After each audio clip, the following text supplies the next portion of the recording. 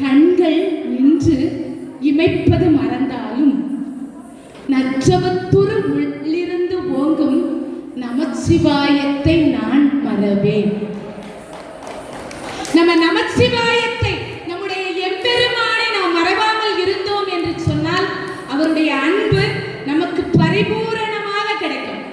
என்ன ஒரே ஒரு விஷயம், என்னுடைய வாழ்வில் நிகழ்ந்த ஒரு விஷயம், அதை நான் சொல்லணும்.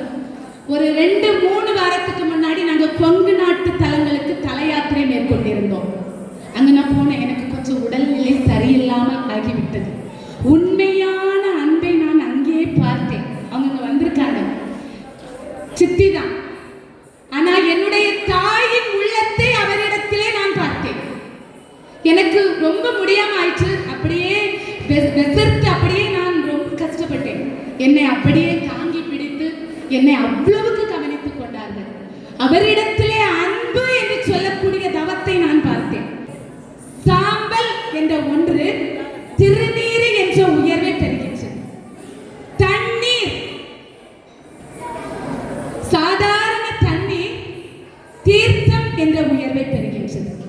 சாதாரண சாதம் பிரசாதம் என்ற உயர்வை பெறுகின்றது. நாம கோயிலுக்குள்ள போறோம், எப்படி ஆகணும்?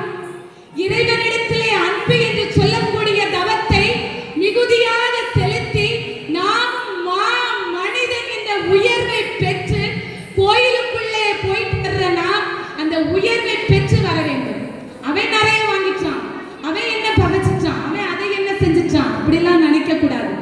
இறைவனை தொழுகிச்சன்னா எல்லாவற்றையும் விட்டு அன்பு என்று சொல்லக்கூடிய தவத்துக்குள்ளே போய் இறைவனை முழுமையாக ஏற்றுக்கொள்ள வேண்டும்.